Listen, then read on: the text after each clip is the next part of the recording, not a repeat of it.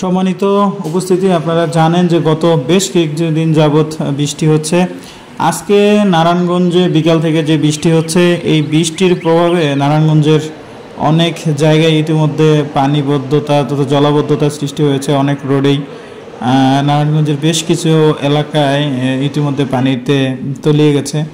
আসলে এই পানির তথা পানি যাওয়ার যে সমস্ত রাস্তা রয়েছে তথা যে ড্রেনেজ ব্যবস্থা রয়েছে, ড্রেনেজ ব্যবস্থার অনেক বেশি উন্নয়ন বা ড্রেনেজ ব্যবস্থার উন্নতি না হওয়ার কারণেই মূলত এই জলাবদ্ধতা। কিন্তু ড্রেনগুলো যদি বেশি পরিষ্কার থাকতো তাহলে এই রোডে এই পানি জমার অবস্থা হতো না। কারণ নারায়ণগঞ্জের, আপনারা জানেন, নারায়ণগঞ্জ এই সিটির 3 পাশেই নদী রয়েছে। নদী থাকায় জলাবদ্ধতা না হওয়ার প্রশ্নটাই বেশি ছিল। নদীতে পানি অনেক দ্রুত চলে যেতে পারে, কিন্তু আসলে ড্রেনের মধ্যে আমরা আসলে মানুষ হিসাবে অনেক সময় আমাদের অজান্তে বা আমরা নিজেরা ইচ্ছা করে দেখা যায় রোডে ঘাটে অনেক প্লাস্টিক বর্জ্য ফেলি, যার কারণে দেখা যায় ড্রেনগুলো বন্ধ হয়ে যায়।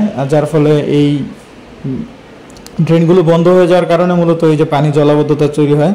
তো আজকে 20 মে 2025 বিকেলে প্রায় 1 ঘন্টার মতো বৃষ্টি হয়েছে। এই 1 ঘন্টার বৃষ্টির ফলেই নারায়ণগঞ্জের শহরের, নারায়ণগঞ্জ সিটির বেশ কিছু অঞ্চল পানি আটকে যায়। তথা আমি এখন যে অঞ্চলটি আপনাদেরকে দেখাচ্ছি এটি হচ্ছে নারায়ণগঞ্জ সিটিরই মাঝদার এলাকা। এই এলাকাতে প্রায় বলা চলে যে অধিকাংশ রোডগুলোই এখন পানিতে তলিয়ে আছে। এই ভিডিওটি ধারণ করা হয়েছে বিকালবেলা, মঙ্গলবার বিকেলে। তো আপনারা জানেন যে দেশের আবহাওয়া এখন অনেকটাই খারাপ যাচ্ছে। তো এর মধ্যে বৃষ্টি, সেই সাথে বৃষ্টির সাথে অনেক সময় দেখা যায় ঝড়ো বৃষ্টি, ঝড়ো হাওয়া এবং বজ্রপাত হয়।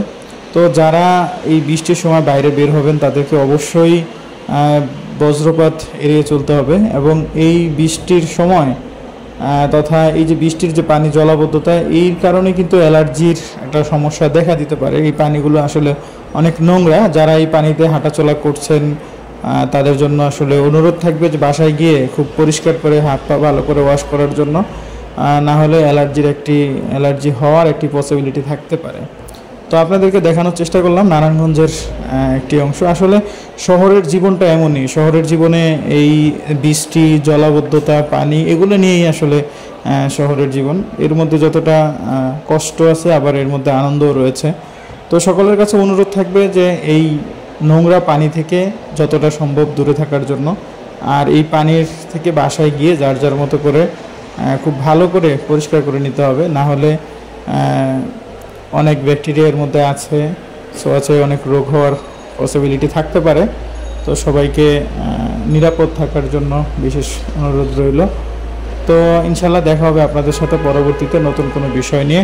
ততক্ষণ পর্যন্ত আমার সঙ্গেই থাকুন এবং দেখতে থাকুন আজকের এই পানি আপনাদেরকে দেখানোর চেষ্টা করছি। দেখতে থাকুন।